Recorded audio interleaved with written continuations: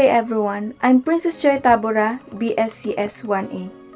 So, our topic for today is all about problem solving. So, what is problem solving? It is a process of identifying challenge, understanding, finding and implementing a solution.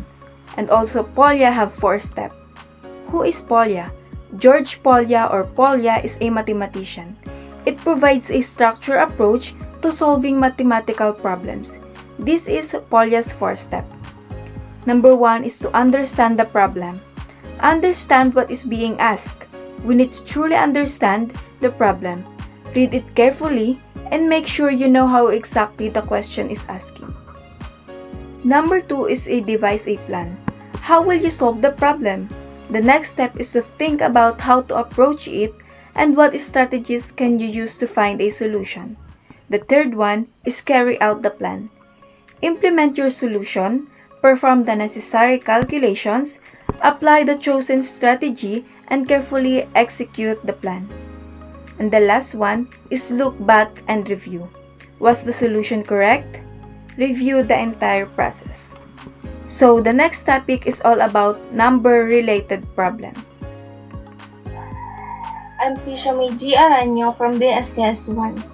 Our topic for today is about number-related problem. What is number-related problem? It's a broad term that refers to any challenge or task that involves using numbers and math concepts. To find a solution, it can include simple arithmetic, the adding, subtracting, and multiplying and dividing numbers. We have 3 problem examples. First is find the greatest common divisor of GCD of 24 and 36. Problem number 2 is find the least common multiple LCM of 8 and 12. And our problem number 3 is solve for x in the equation the 3x plus 5 equals 14. First is to find the greatest common divisor of GCD of 24 and 36. We need to factorize the 24 and 36. The factor of 24 is 2 times 2 equals 4, times 2 equals 6, and times 3 equals 24. And the 36 is 2 times 2 equals 4, times 3 equals 16, times 3 equals 36. The next common factors are 2 times 2 and times 3. Therefore, the GCD is 24 and 36 equals 2 times 2 times 3 equals 12. The method 2 is Euclidean algorithm. Divide the larger to smallest of number. The number is 36 divided 24 equals 1 and the remaining is 12. Replace the larger with smaller and the smallest with the remainder 12. So 24 divided 12 equals 2 and the remaining is 0. The remainder is 0 and the last non-zero is the 12. So the GCD is 12. Second is find the common multiple of LCM of 8 and 12. Factor the 8. 2 times 2 equals 4 times 2 equals 12. Then factor the 12. 2 times 2 equals 4 times 3 equals 12. And include all prime factors, taking the highest power of each. The 2 times 2 times 2 and times 3.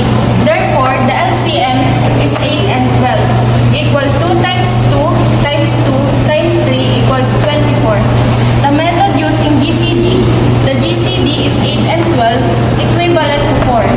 LCM is 8 and 12 and GCD is 8 and 12. So, we need to multiply the 8 and 12. 8 times 12 divide 4 equals 24. The problem 3. Solve for x in the equation. 3 times 3x plus 5 equals 14. First, isolate the x term and subtract 5 from both sides. 3x plus 5 equals 14 minus 5. So equals to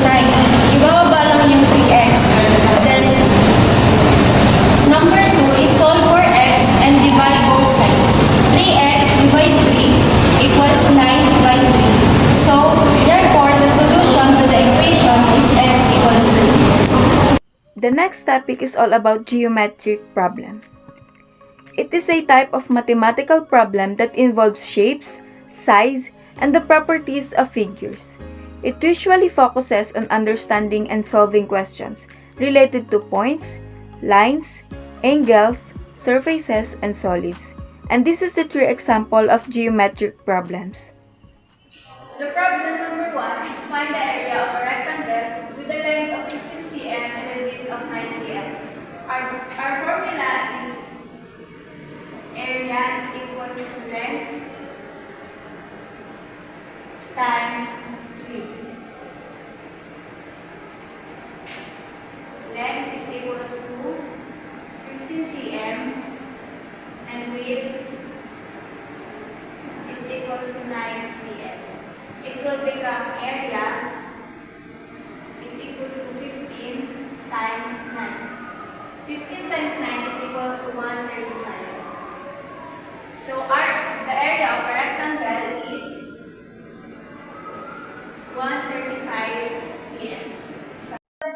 Find the volume of a rectangular prism with length of 4 cm, width 3 cm, and height 6 cm. Our formula is volume is equals to length times width times height.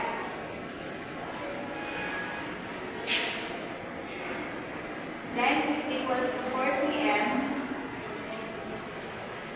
width is equals to 3 cm, and height is equals to 6 cm.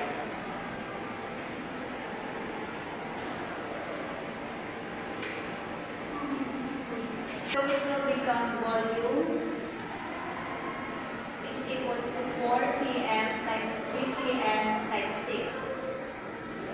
4 times 3 times 6 is equals to 72.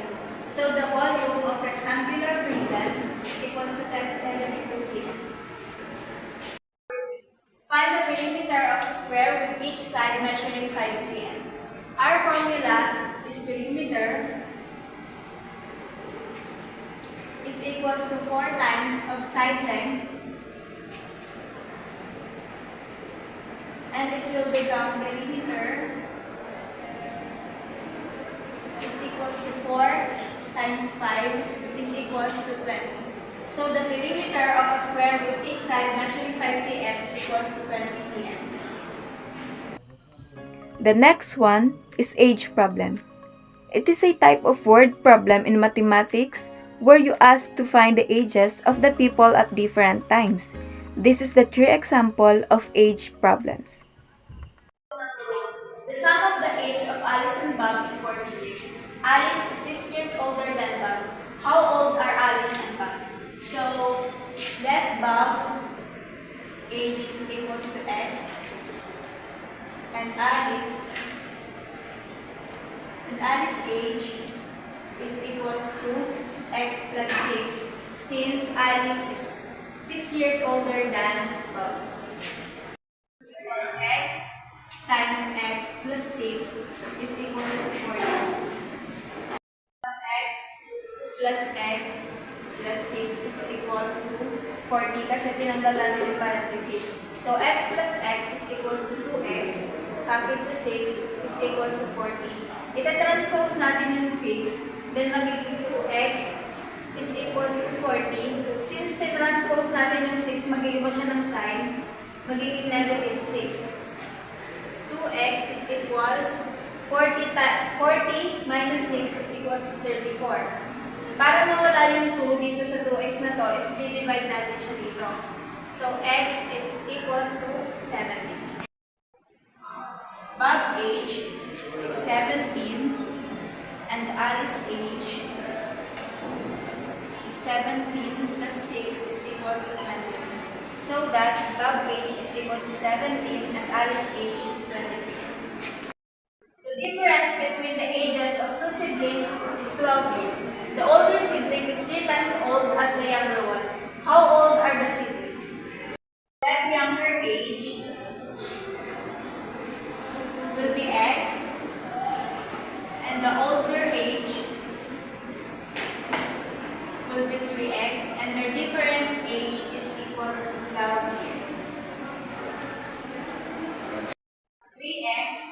minus x is equals to 12. 3x minus x is 2x is equals to 12. It will become x is equals to 12 divide 2. X is equals to 6. Let's find the older age. 3x is equals to 3. Papalitan natin yung x ng 6. So, magiging 3 times 6 is equals to 18. So, the younger age is equals to 6 and the older age is equals to 18. Problem 3. The sum of the ages of two people is 80 years. One person is 10 years younger than twice the age of the other person. How old they? So let the younger person age will be x and the older person age is equals to 2x minus 10. Since the older person is 10 years younger than twice the age of the younger person.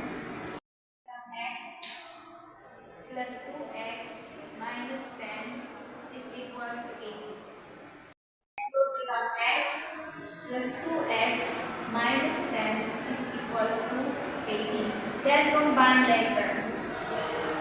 X plus 2x is equals to 3x minus 10 equals 18. Then ita-transpose natin itong 10. Magiging 3x is equals to 18 plus 10. Dahil ita-transpose natin siya, magpapalit siya ng sign. Magiging 3x is equals to 19. X is equals to 19 divide 3. So, x is equals to 90 divide 3. 90 divide 3 is equals to 30. 2x minus 10. Papalitan natin ng 30 yung x. Magiging 2x times 3 minus 10. 2 times 30 is equals to 16 minus 10. 16 minus 10 is equals to 15. So the younger age is equals to 13 and the younger age is 15. My name is Carl Justin Ticlet. My topic is all about distance problem. Distance problem is tropical involves like speed, time, distance, obtain of using the formula. This is the 3 example of distance problem. My name is Carl Justin Ticlet. Distance problem. Problem 1. A rectangular field has a length of 40 meters and a width of 30 meters. What is the distance across the field from one corner to the opposite corner? Solution. C squared equals A squared plus B squared. Substitute the values. C squared equals 40 squared plus 30 squared equals 16 plus 900 equals 25. Answer. C equals square root of 2,500 equals 50 meters. A student walks from point A and point parenthesis 2 and 4 to point B at parenthesis 8 and 10. How far is student walking? Solution. B squared equals x minus x1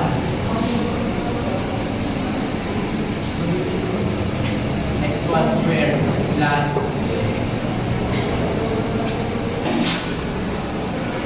parenthesis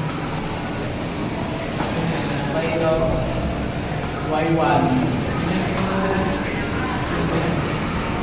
squared. Substitute the given coordinates.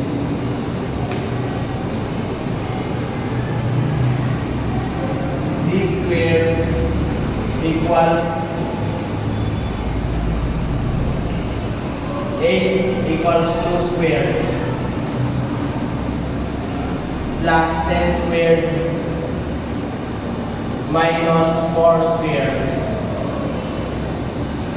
equals 6 squared plus 6 squared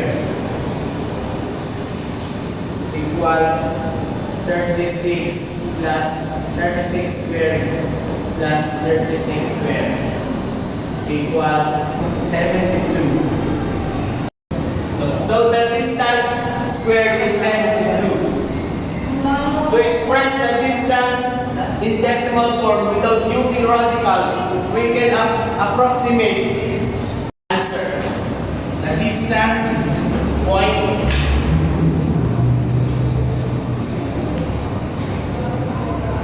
0.8 to point B, guys.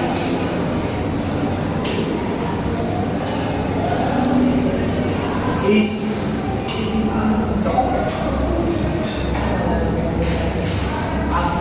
approximately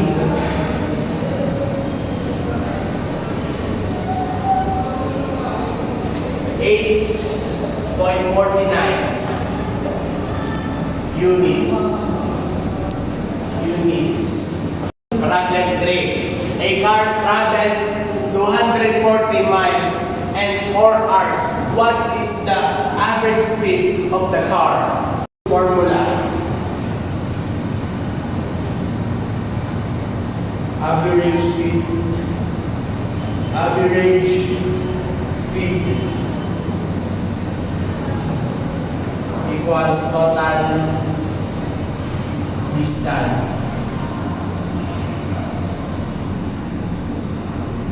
total time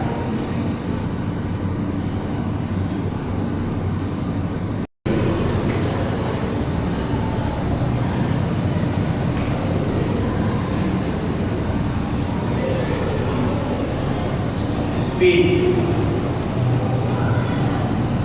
240 miles 4 hours.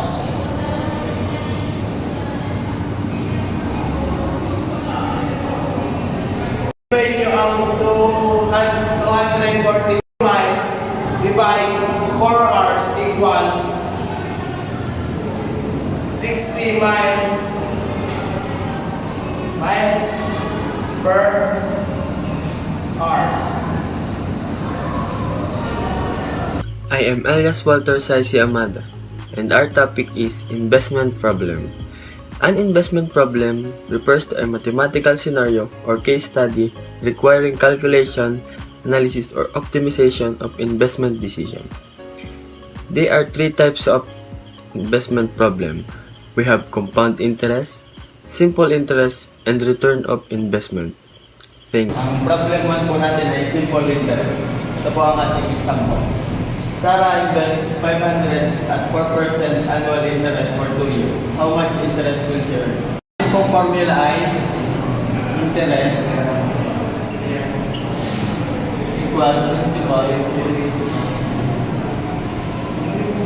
times rate times time. Bale, ang magiging formula po ay ang principal po natin ay 500 times 4.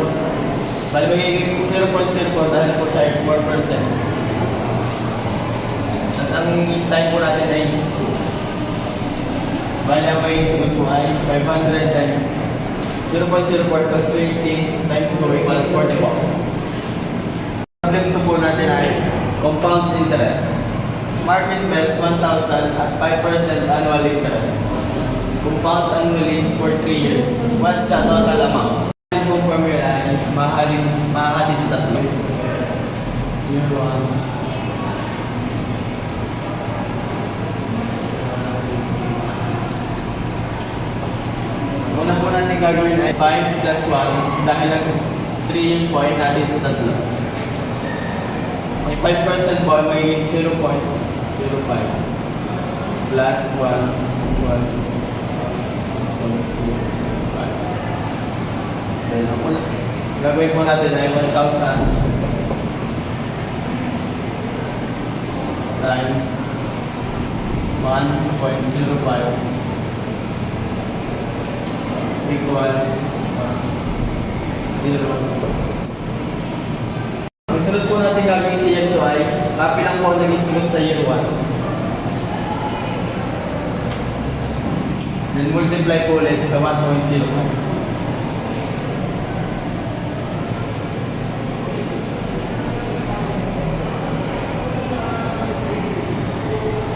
Ang kasunod sa year 2. Ang pangatlo po natin gagawin sa year 3 ay copy lang po ang sagot sa year 2 tapos multiply po ulit sa 1.05.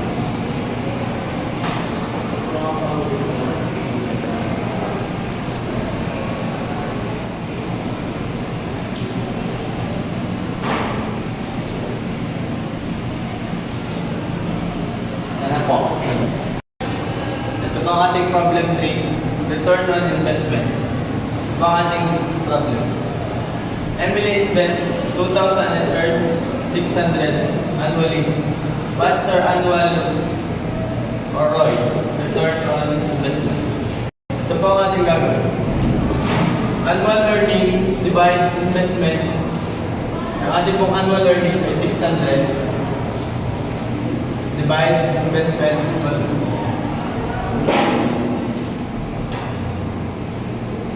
times 100.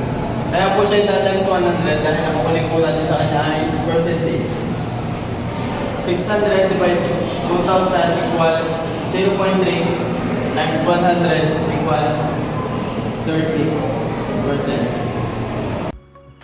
And the last one is digit problem, a type of math problem that involves numbers and their digits.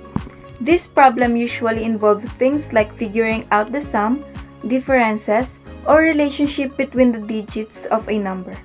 This is the true example of digit problems. Problem 1. Find the sum of the digits of the number 5,430. To find the sum of the digits, we simply add the individual digits of the numbers. 5 plus 4 plus 3 plus 2 is equals to 40.